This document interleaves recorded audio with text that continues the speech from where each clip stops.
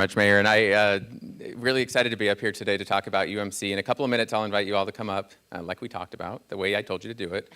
But I wanted to just spend a couple of minutes talking about why UMC is so important to me, and for this council and for the city. Healthcare is one of our priorities, one of three priorities. And looking back on how it became a priority, I have to think back to how I ended up becoming a partner with UMC, and it was my son. My son was very, very, very ill, and I think back to that day, and there's a chance that I think he may not have been with us for UMC. And so over the course of the last 6 years, I've spent about 6 weeks sleeping at UMC. I know the place very, very well. But there's a new thing that happened, actually, and this is more recent. The last 2 months ago, my daughter was screaming on the way home from school, like absolutely screaming, and she was pulling on her ear. She had a red ear. And so I called on my doctor friends, and I was like, what? She's screaming, and I'm going on a trip tomorrow. And it's my second child, and I know it's not terrible. She just has an earache. What do I do? And it turns out UMC has this telehealth program, and it took me 8 minutes to get on to see a doctor, confirm that what I suggested was an earache, and 15 minutes later, I was at CVS picking up a prescription for an earache. I've since done that for my son who had the flu, picked up a prescription 25 minutes later. So this is all because of UMC being completely innovative, thinking through what are the medical needs of our community and how can we address them to the best of our abilities.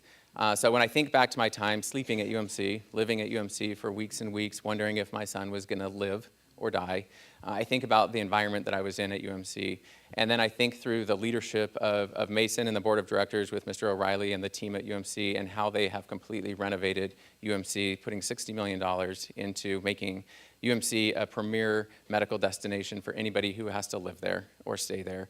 And it does absolutely matter to the patients what environment they're walking into.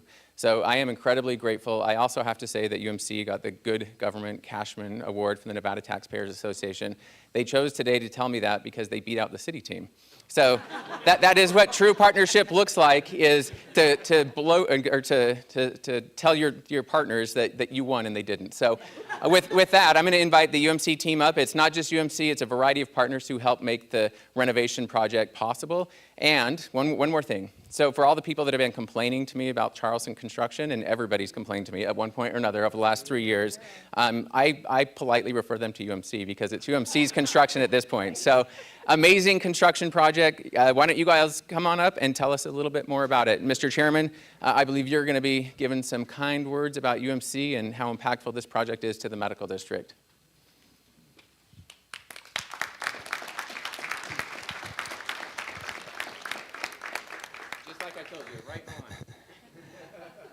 Thank you very much, Mayor Pro Tem, Mayor, Councilwomen.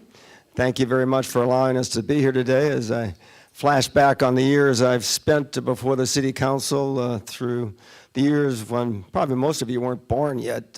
Starting in November of 1960, November of 69. There are exceptions to every rule, but I look at where we are today and I think it's thrilling to me that the best is yet to come. And through those years, I've had the privilege of working with a lot of you.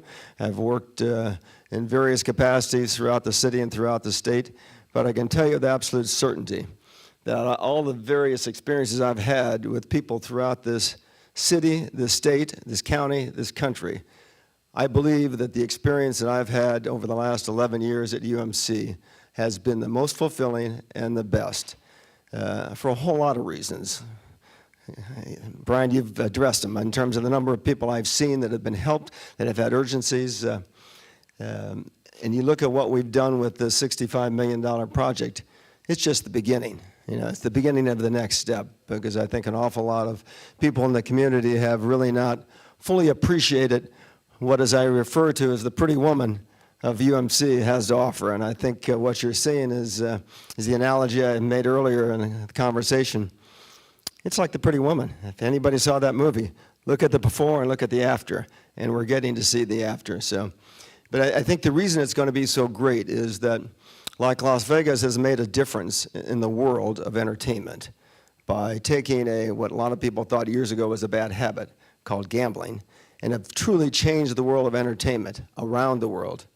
I believe that we can and will do the same in healthcare. Can't change the whole thing.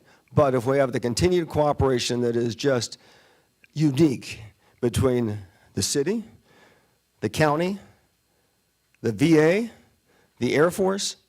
It's so unique, is when I started into this process, a good friend of mine was the chairman of the Texas Medical Center. He's the CEO of the Texas Medical Center. I said, before I get involved, let me know if there's some hope. Because we were losing $100 and something million a year. And I'm going, is abandon it or fix it? He said, one, you can't afford to abandon it because you just can't afford to do it. Two, it's fixable. Why is that? He said, do you know what kind of bones this lady has? It's really good. Went through all of this stuff from the burn unit to the lab, it was world class, and on. But there's probably some slides running. Those, we're not going to go through the slides. Just in concluding, I think the team that is here is the UMC team. Raise your hand, UMC team members.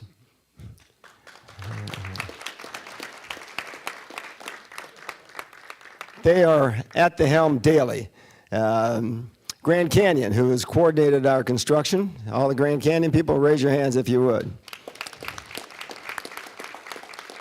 And they followed the plans of Brad Friedman, who's the architect standing here. Everybody knows Brad, I think. And those that really were on the ground that put it all together, Martin Harris. So where's Martin Harris? Raise your hands. Thank you. So those are the team that have made it possible. And but just one more comment, and that is that the Las Vegas Medical District is what's going to make the future of healthcare in our community possible. If you think about healthcare in a community as sort of a hub and spokes, this is our hub. I sit on the UCLA's healthcare group. I've watched it grow through the years, spent time at Texas Medical Center and others. If we don't have a hub, our wheel isn't going to roll very well. So all of us need to put our arms together, put our hands together, and everything else we've got to make our hub truly world-class. If we do that, the spokes that come out of the hub are going to make the wheel roll as we finish it up. And I think as one of my friends, a doctor who's been around here for many years, I talked to yesterday, he said, John, he said, and we were talking about children's care, he said, we've got all the pieces in this community. He said, the analogy I've used through the years is like a dustpan. We sweep all the dust into the pan, he said, and together we look at it. Well, he said, in this case, in healthcare, they're here. We just need to figure out how to tie them together through the medical hub, through UMC. So thank you very much for your support, each and every one of you. I'm most appreciative of all of your support, and I think truly believe the best is yet to come for us, for our children, our grandchildren, our parents, and everybody else that's a part of this community. So thank you very much. Mason, you want to add something? They got the Cashman Good Government Award. Yeah. Sorry about that. Yeah. No proclamation for you. Yeah, sorry. Here, get up in front. We're going to do a picture. Okay. You're going to have to go. Mason. Yep, we sure do. Excuse me, guys. Yes. No, you stand up front.